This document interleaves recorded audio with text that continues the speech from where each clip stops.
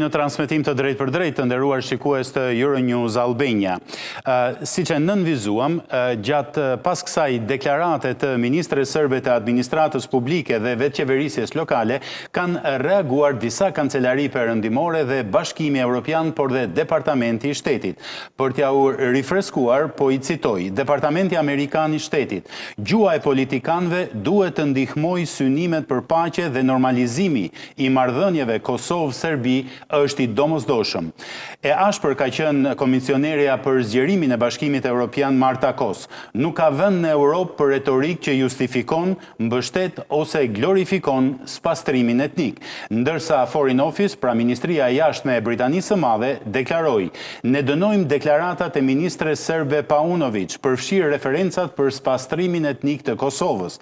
Referencat ndaj spastrimit etnik janë krejtësisht të neveritshme dhe nuk kanë vend në shoqërinë e sotme, por për ta plotësuar, ata vlerësuan reagimin e presidentit Vučić, të cilin ne e komentuam pak më herët. Ben, ndjesia jote pasi u njohe me këto reagime edhe të tjera nga shumë kancelari, por paka shumë ishin në këto deklarata. Si e vlerëson ti? Kam kuptuar paradoksin e kohës tonë. Kam kuptuar shumë edhe teorinë që është sot social-politike të Bauman, që thot gjithçka sot në botë është likuide dhe përpjeka më e madhe e njerëzimit është ta bëjë në soliditet. T'ju them diçka, zoti Egro.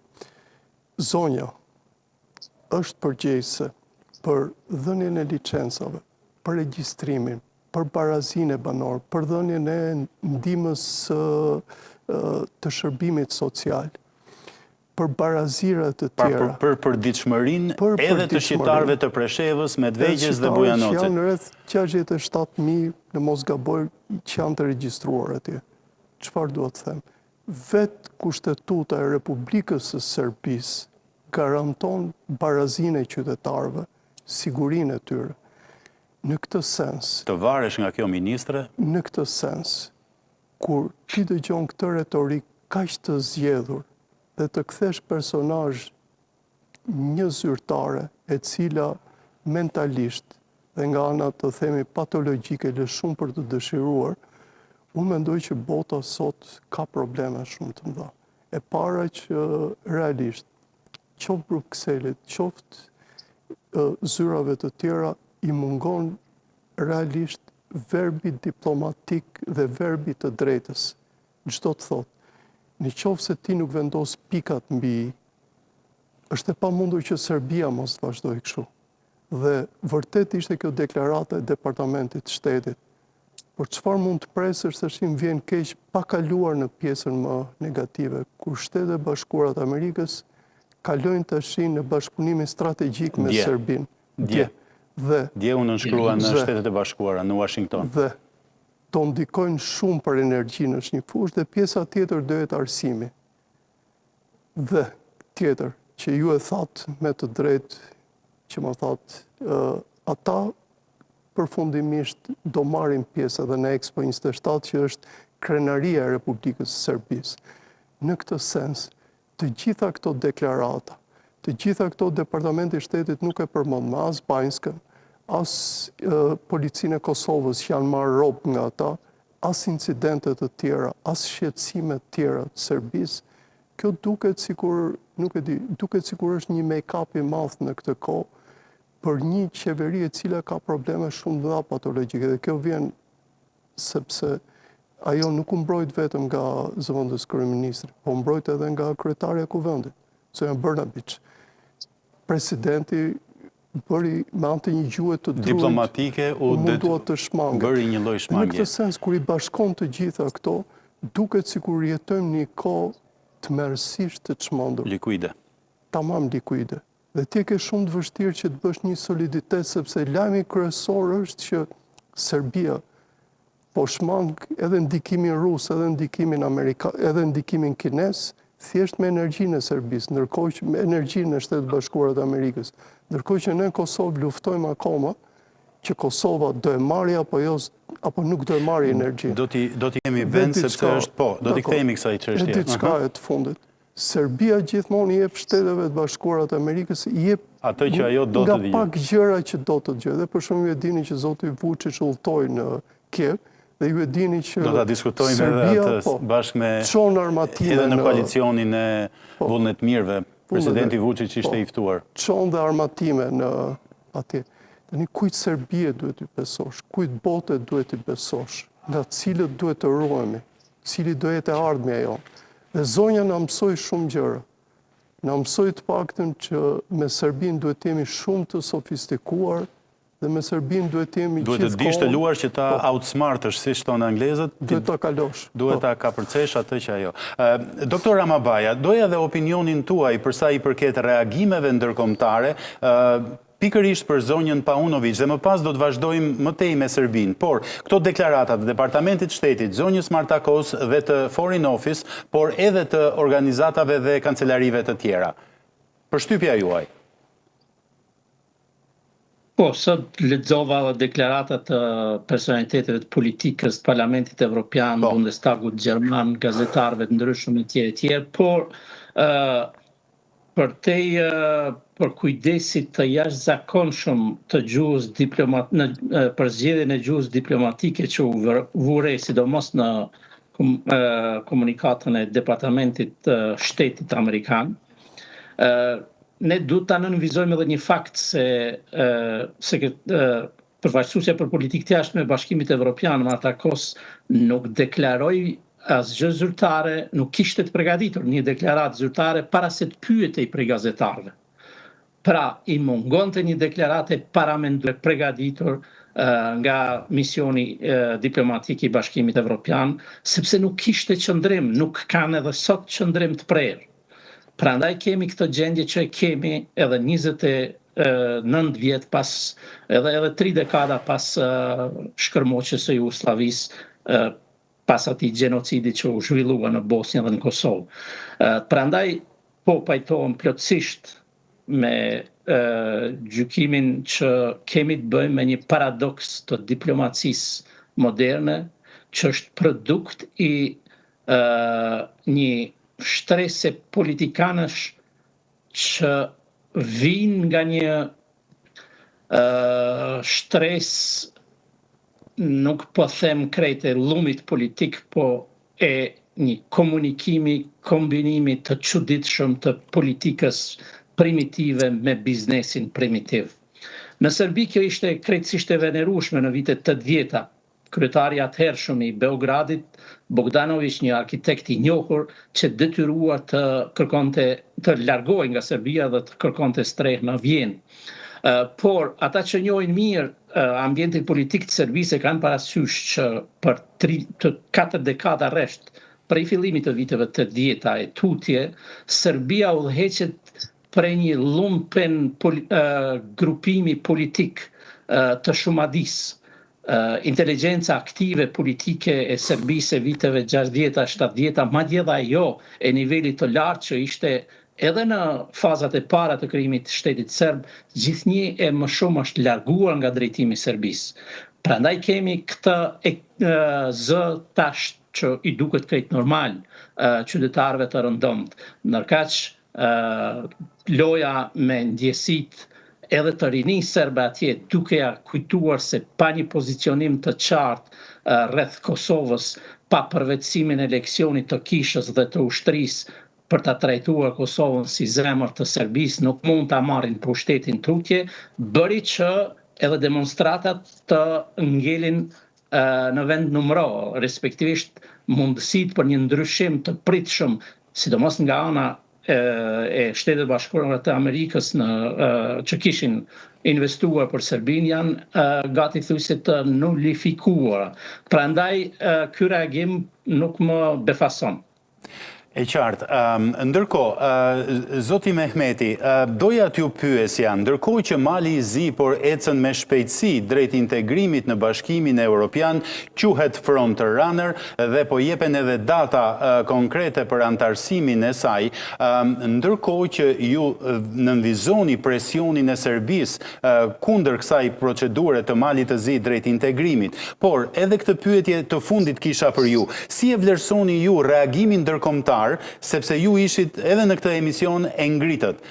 Është i flashkët, për të mos përdorur në një fjalë tjetër, Bashkimi Evropian dhe strukturat e tjera europiane dhe ndërkombëtare, për sa i përket Serbisë, e cila vazhdon të përdori këtë gjuhë dhe, siç e pam edhe 2 vjet më herët në Banjsk, kaloi përtej kësaj gjuhe. Po, zotëri Frakun, kam dëshirë t'ju riktheve një herë në kujtesë dhe një element që është shumë i rëndësishëm, pozicioni i Serbisë dhe i serbëve në përgjithësi ndaj shqiptarëve, veçanti ndaj shqiptarëve.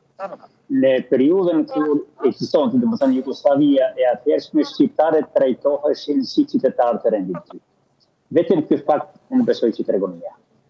Nga ana tjetër, deklaratat e ndërkombëtarëve, ato që i përmendet, unë i quaj vetëm deri në nivelin e deklaratave. Se me deklarat nuk ka asnjë veprim konkret.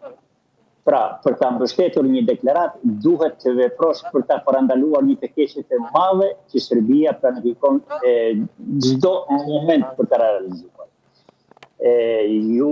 Ju kujtohet se janë të freskëta, ju e kujtojmë periudhën kur qeveria e Kosovës po tentonte të zbatonte marrëveshjet e arritura në Serbi. Atëherë zbatimin e kushtetutës së saj për të shtrirë sovranitetin në gjithë territorin e saj, Evropa dhe Shtetet e Bashkuara e sankcionuan Kosovën. Dhe ku janë veprimet tani? Pas kësaj deklarate unë mendoj që duhet të jetë publika në gjithë në nivelin botëror. Dhe këtu duhen reagimet e shpejta. Sa i përket malit të zi, sigurisht që unë edhe një herë mendoj, jam i bindur se janë në një koordinim, në një sinkron të politikave që po zbaton edhe kjo qeveri aktuale sot në Malin e Zi, në koordinim me qeveri gjithësisht shtetin politikën serbe. Dhe shqiptarët në Malin e Zi edhe pse janë pjesë qeverisë sot e që unë nuk e mbështes, sigurisht se ne jemi deklaruar kundër kësaj qeverie si subjekt, si politik, Lidhja Demokratike është deklaruar kundër dhe nuk e mbështet këtë qeveri.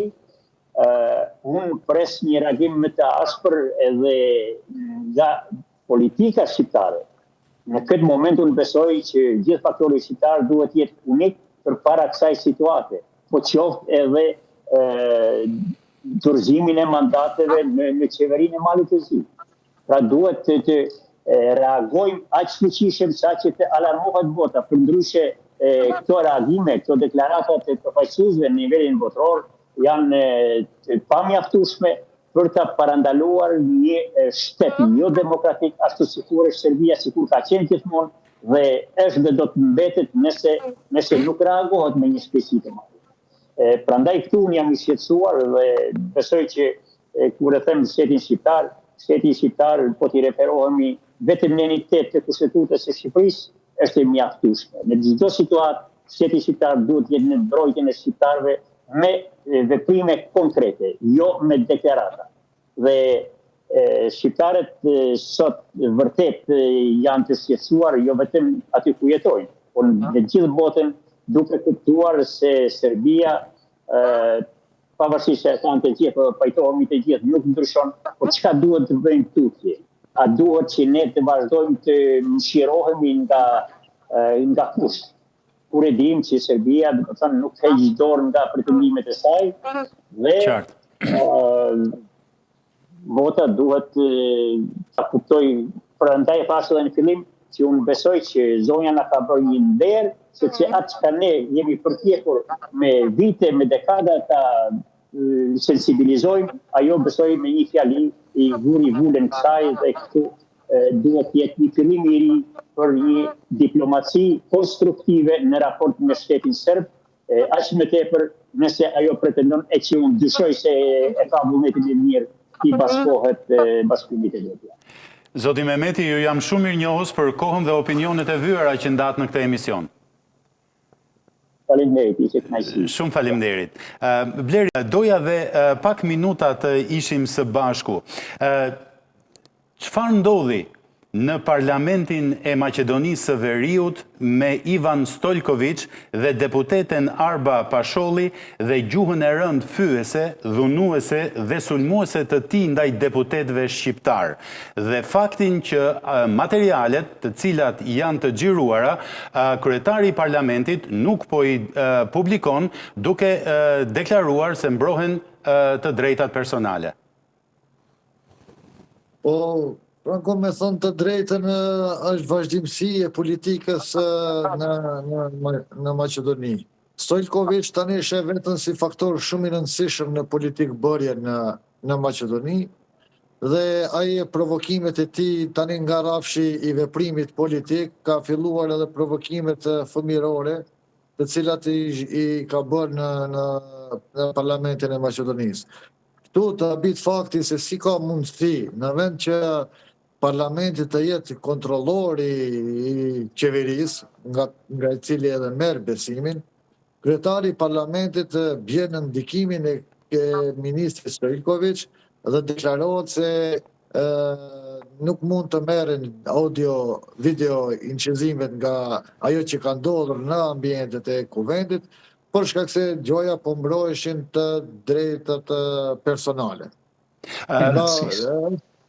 Është një absurd më vete që nuk edhe në ndonjë institucion tjetër, jo në kuvendin e Maqedonisë, të ndodhin gjëra të tilla, sigurisht që të dhënat personale nuk vlejnë kur ndodhin incidente të kësaj natyre dhe zakonisht kamerat e video incizimi bëhet për këtë qëllim që të shfrytëzohet dhe të shihet se kush çka dhe çfarë ka ndodhur në situata konkrete. Blerim, ndjes që të ndërpres, por për këtë incident të rënd, me të cilin po merret gjatë mediat në Maqedoninë e Veriut, Bashkimi Demokratik për Integrim e paraqiti rastin si sulm ndaj shqiptarëve dhe kërkoi përgjegjësi politike, ndërsa Vleni mbrojti strukturën qeveritare dhe nuk u bashkua me kërkesën për shkarkim ose dënim të tij. Ndërkohë që deputetët e Bashkimit Demokratik për Integrim, të LSDM-s dhe të Aleancës e braktisën sallën, ndërsa kryeministri Hristijan Mickovski kërkoi falje për tensionet e krijuara në kuvend, ndërsa vetë Stoljkovići nuk kërkoi falje publike. Pra ai është i bindur që po bën gjën e duhur. Sigurisht, a do të kërkonte falje të zonë ministri Paunović, po. Për një deklaratë të tillë. Domethënë kjo është vazhdimësi e njëjtë, një politike të njëjtë. Nëse Serbia merret me shqiptarët e Kosovës dhe me Kosovën, Serbia nëpërmjet Maqedonasve merret me shqiptarët në Maqedoni. Nëse ju kujtohet, vetëm para 2 vite gjysmë, në Maqedoni së paku 9 diplomatë serb janë shpallur persona non grata dhe janë dëbuar nga Maqedonia. Po, e vërtet. Sot kjo do të ishte një shkencë, nuk e di çfarë, fantastike ta them. Përse nuk mund të ndodhe jashtë çdo logjike që në këtë rrethon, në këtë mënyrë të veprimit politik në Maqedoni është e pamundur të ndodhin gjëra të tilla, sepse Stoljković përdoret nga kryeministri Mickovski për të disiplinuar shqiptarët. I dashur Blerim, t'jam shumë mirënjohës për kohën dhe opinionet që ndave me ne në emisionin Balkan Talks. Shumë faleminderit. Gjithashtu ishte kënaqësi. Shumë faleminderit. Të nderuar shikues, në vazhdim të këtij emisioni me zotin Andoni dhe me doktor Ramabajan do të diskutojmë dhe 2-3 zhvillime të rëndësishme gjeopolitike, të cilat kanë sërish në epicëndër Serbinë. Ben, e përmende pak më herët, po unë tani doja të fokusohesha me ju të dy si panelist për partneritetin strategjik Serbi-Shtetet e Bashkuara të Amerikës. Në prill, në vetëm dje, në 17 korrik, fillon dialogu strategjik. Synon forcimin e partneritetit mes Shteteve të Bashkuara dhe Serbisë dhe rritjen e bashkëpunimit dypalësh për promovimin e paqes, sigurisë dhe prosperitetit. Dhe 7 pikat mbi të cilat do të ngrihet ky partneritet janë: forcimi i mëtejshëm dhe sistematik i marrëdhënieve politike dhe diplomatike, siguria dhe stabiliteti rajonal në Ballkan, rritje e bashkëpunimit ekonomik dhe bashkëpunim madje në fushat strategjike. E përmend energjinë. Energjia u përmend si një nga fushat me interese përbashkët dhe Serbia është dakord edhe me LNG-n amerikane në kuadër të diversifikimit të burimeve. Arsimi dhe shkëmbimet kulturore, zgjerimi i aktivitetit diplomatik të Serbisë në Shtetet e Bashkuara, është dhënë leja për të hapur 2 konsulata, një në Miami, një në San Francisco, dhe e fundit ishte konfirmimi se Shtetet e Bashkuara të Amerikës do të marrin pjesë në Expo 2027-ën që qoftë ju, qoftë zoti Çanak në këtë emision, qoftë zoti Janish në këtë emision, e keni theksuar si një nga gjërat më të rëndësishme në karrierën dhe jetën politike të Vučićit dhe të Serbisë së tij. Çdo të thotë për ju ky partneritet kaq i fuqishëm strategjik me Shtetet e Bashkuara? Unë po e filloj nga fundi. Më ka rastisur që në muajt e fundit të diskutoj 2 herë me zotin Siniša Mali, zëvendës kryeministrin e Serbisë për Expo 2027, si gazetar. Dhe kuptohet nga çmimi kryesor ka qenë për Kosovën. Sensi ishte që Kosova, si shtet, në qoftë se do kërkoj të marrë pjesë, ju do e pranoni apo jo? Siniša Mali, ndryshe nga zonja Paunović, ka formim shumë më të madh kulturor, por është jashtëzakonisht problematik për botën e tij, botën e errët. Unë e di shumë mirë që zoti Siniša Mali ka lidhje edhe me Veselinović. Veselinović është një nga njerëzit që po ndërton të shin këtë. Dhe ajo është thembra e Akilit, sepse kur të mbaroj, problemi është çfarë do bëhet me këtë impiant. Po për mos të largoj të pyetja juaj. Mbështetja amerikane. Amerikanët kanë pas një qytet të tyre kandidat, po e fitoi Beogradi. Tregon që Expo 2027 do funksionoj, që zoti Vučić do jetë në pushtet në 2027. Dhe Shtetet e Bashkuara të Amerikës, përkundrejt respektit të pakufishëm që ne shqiptarët kemi dhe që do e kemi, sepse ne shqiptarët kemi një mirënjohje që është gati në patologji, i kanë dhënë mbështetjen më të madhe zotit Vučić. Dhe politika tona, diplomacia jonë, duhet mësohet që këtë njeri do e kemi edhe në muajt në vazhdim, dhe do kemi edhe të gjithë derivatet që burojmë prej tij. Që burojmë prej këtij. Dhe kjo është gjë e parë që më ka bërë përshtypje nga gjithë kjo marrëveshje e madhe. Dhe dyta që është më shqetësuese. Ndërkohë që neve përpiqemi shumë dhe bijem në moçale të tilla, por ne dim gjithë shqiptarët që serbët nuk ndryshojnë, ne duhet shikojmë shumë kohë më përpara. Ju thatë shumë mirë, serbët arritën thjesht me atë mbështetjen që i bën zoti Trump në votimet e fundit, që tani kanë siguruar 2 zona konsullore për Serbinë. Kjo nuk është gjë e vogël. Kjo është zgjerimi i marrëdhënieve politike dhe diplomatike. Përpara kësaj do të them një element. Serbët kanë përfestuar bashkë me Shtetet e Bashkuara të Amerikës marrëdhëniet e tyre diplomatike, që ishin mbi 100 ca vjeçare. 145 vjeçare. 145 vjeçare. Dhe kjo është bërë me një kremtim shumë të madh nga 2 vende. Dhe sensi është tani, a do përfitojmë nga kjo? Vërtet që në një nga pikat dhe që ka folë dhe zoti Rubio me zotin Vučić është Ballkani Perëndimor dhe stabiliteti rajonal. Por në qoftë se Serbia merr këtë pavarësi kaq të madhe, patjetër Serbisë duhet t'i njohin edhe interesat që ka. Dhe Serbia nuk e ndan Kosovën nga interesat e veta. Madje ju përmenda zotin Siniša Mali, sepse fundi diskutimit me të, ishim bashkëmoshatar atje mora vesh, ishte ky, Ben, do jemi bashkë në Bashkimin Evropian, si do jemi bashkë, i thash, kur ju nuk e njihni Kosovën. Do jemi bashkë, do e shikosh, dhe Kosova do jetë madje në Bashkimin Evropian. Po si shteti pavarur, mbas edhe si shteti pavarur. Do më thënë me një cinizëm që dua të them, Serbia më vjen keq ta them, qoftë për shkak të shikimit gjeostrategjik që bën, qoftë për mënyrën se si po mundohen të xhbejnë marrëveshje ndërkombëtare. Për shembull, të them një element që e kam thënë edhe një herë tjetër tek ju. Serbët po mundohen që t'i japin një frym të re marrëveshjes Kumanovës në kohën tonë, për ta rivlerësuar atë. Qartë.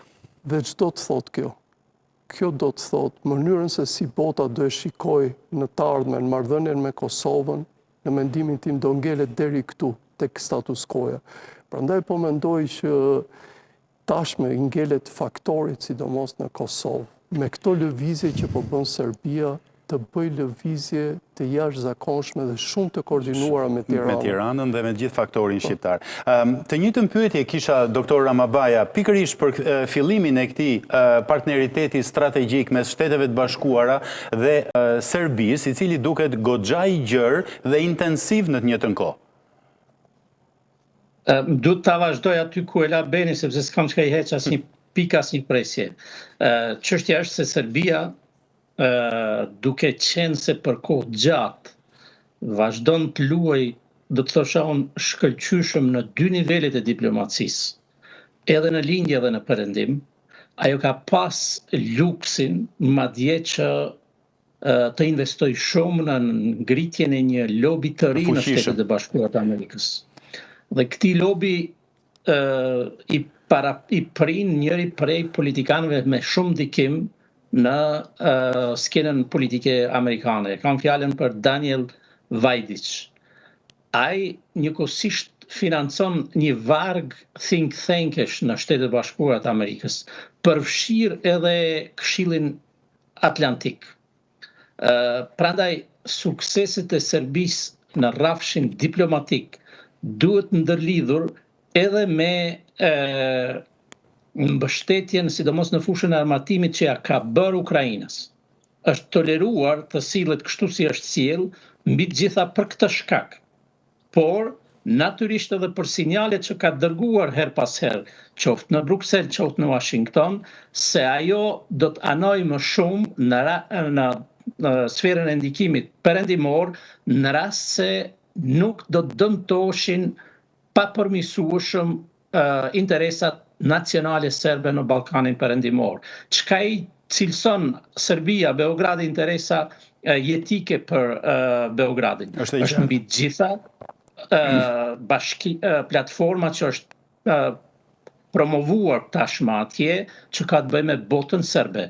Tash diskutimi në botën akademike serbe është se çfarë nënkuptojmë me këtë platformë të botës serbe.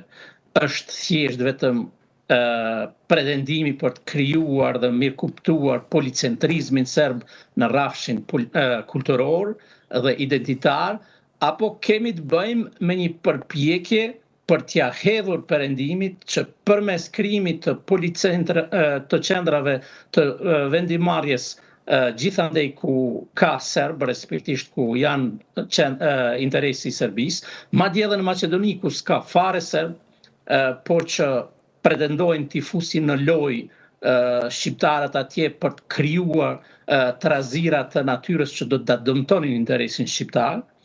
Dhe në këtë kuadër sigurisht që dialogu strategjik që filloi është një hap që meritori diplomacisë serbe, por që me pak mençuri politike, me pak racionalitet politik të shqiptarëve të dy qendrave tona, të Tiranës dhe Prishtinës, dhe natyrisht me mbështetjen e Zagrebit dhe partnerëve tanë evropian, do të mund të parirohej, respektivisht do të mund të krijojë një barazpesh, sepse dialogun strategjik amerikanët e zhvillojnë kryesisht me shtetet me të cilat nuk janë kuadër të sferës identitare perëndimore, por pretendojnë të jenë. Po, e vërtet. Respektisht insistohet që ato të jenë pjesë e kësaj sfere. Sigurisht që Shtetet e Bashkuara të Amerikës e kanë parasysh që faktori shqiptar, dy republikat tona janë imediatisht të përqendruara pro-perëndimore, po. Pro-perëndimore dhe pro-amerikane. Dhe pro-amerikane, madje cilësojnë sfundmi edhe e ngarkuar me punë këtu në ambasadën amerikane, theksoj se ndoshta është populli më pro-amerikan, populli i Kosovës, por çështja është se mungon një koordinim i duhur mes Tiranës zyrtare dhe Prishtinës zyrtare. Po. Dhe kjo është fatkeqësia. Kjo absolutisht që është fatkeqësi. Doktor Ramabaja, dy elemente. Opinionin tuaj për LNG-n amerikane, të cilën ajo ambasadore që ju e cituat, e ka nënvizuar 2-3 herë me dalje të forta publike ku kërkon nga qeveria e Republikës së Kosovës që ta pranojë LNG-n amerikane, se nuk ka të bëjë vetëm me dimensionin ekonomik, por dhe me dimensionin strategjik. E para. Dhe e dyta, deklarata e Departamentit Amerikan të shtetit, i cili ka thënë, mbetemi të përkushtuar, citoj, ndaj Kosovës, por dialogu strategjik me Kosovën mund të rifilloj kur të krijohen kushtet e duhura, përfshirë përmbushjen e zotimeve të Kosovës ndaj komunitetit serb. Mirë apo keq, jemi një hap mbrapa serbëve, kam përshtypjen.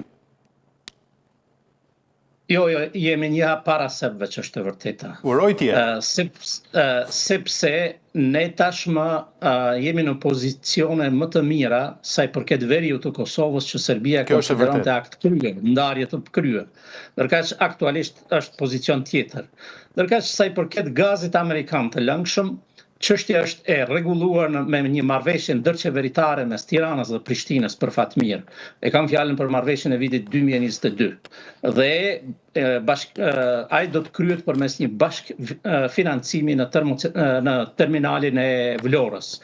Çështja e ping-pongut rreth kësaj teme është më tepër e propagandës se sa e realitetit politik.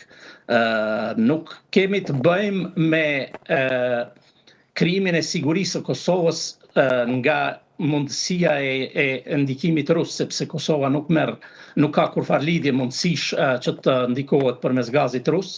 Ato e kishte Serbia, Shtetet Bashkuara të Amerikës po përpiqen ta vënë në kontroll, atë e kishte Republika Srpska, gjithashtu ka përpjekje që të imponohet edhe atje, ndërkaq faktori shqiptar tashmë është i përcaktuar në këtë çështje. Dhe ajo marrëveshje e vitit 2022 e rregullon këtë, sepse natyrisht ekspertët do të trajtojnë mundësinë që kjo çështje të rregullohet më mirë në mënyrë më të mirë të mundshme, dhe besoj se nuk do të ketë mungesë vullneti në këtë drejtim, por propaganda antiqeverisë Kurti e ka sforcuar këtë tezë. Kam përshtypjen që Beni ka opinion tjetër. Jam shumë dakord me zotin Ramabaj dhe mapi një ide shumë interesante që dohet të thoja, por do të ndalem pak në elementin e fundit për LNG-n amerikane. LNG-n amerikane që do lidhet nga Vlora. Me terminalin e Vlorës. Me terminalin e Vlorës. Në momentin që po flasim, Shqipëria e ka ende të papërcaktuar dhe ka probleme me këtë terminal. Duke pasur këtë problem, marrëveshja 2022-shit jo vetëm duhet ripar, por duhet rikontraktuar sepse të dyja vendet duhet punojnë bashkërisht, ndërkohë të dyja vendet nuk po punojnë më bashkërisht. Dhe ky është problem. Ndërsa në pjesën e parë më tha diçka shumë interesante zoti Ramabaj dhe vlerësoj jashtëzakonisht për logjikën.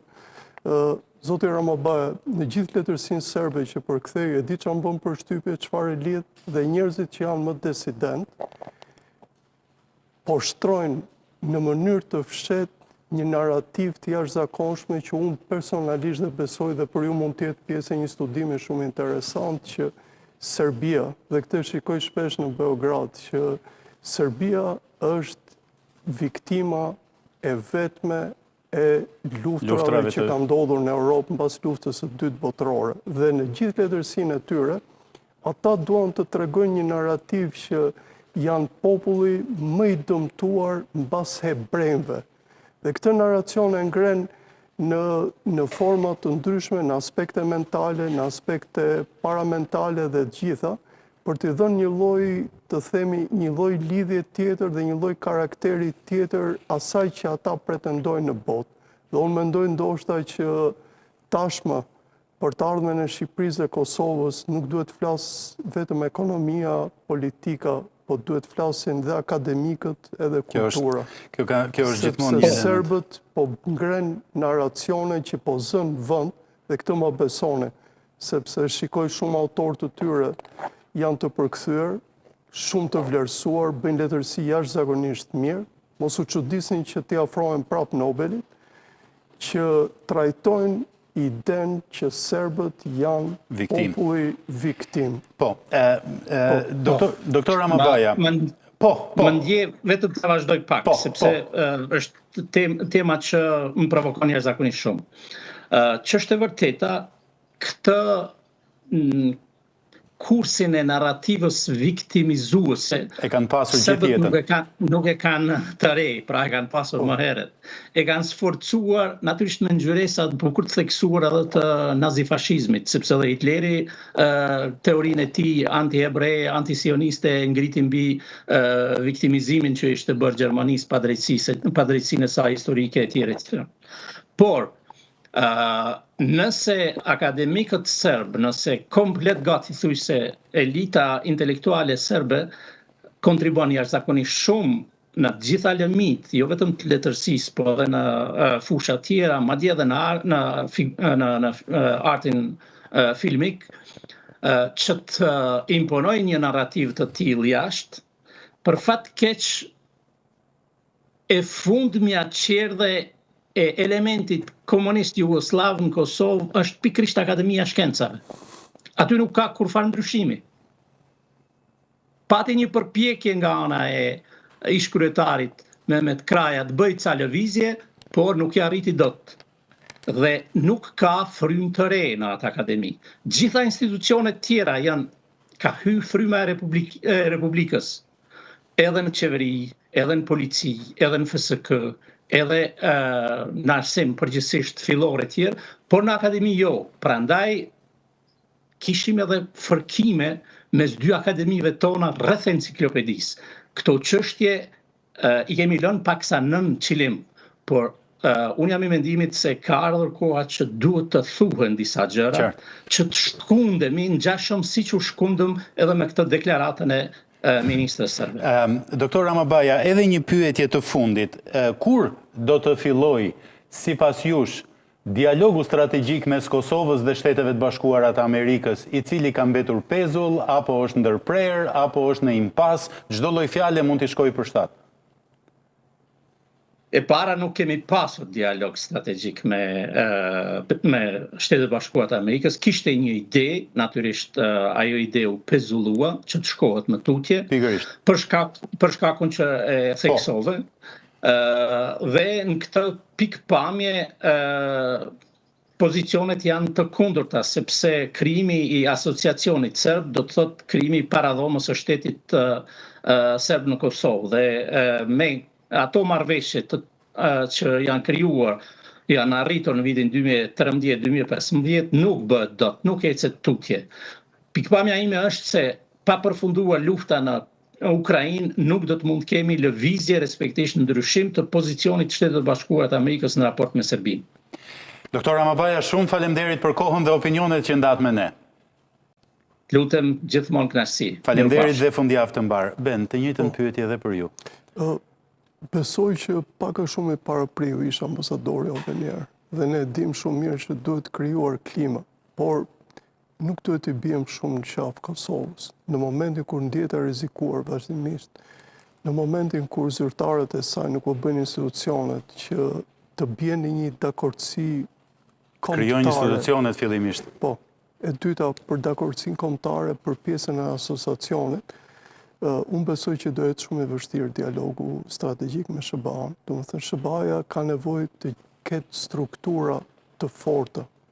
Ky është paradoksi me Serbinë, që shikon që zoti Vučić i mbijetoi protestave, zoti Vučić ditë bëj Expo 27 dhe ky njeri kaq paradoksal është bashkëbiseduesi dorës parë. I dashur Ben, shumë faleminderit për kohën. Faleminderit juve. Shumë faleminderit. Të nderuar shikues, ky ishte Balkan Talks për ditën e sotme. Deri në takimin tonë të radhës, nga unë Franco Egro, faleminderit për vëmendjen dhe miru takofshim.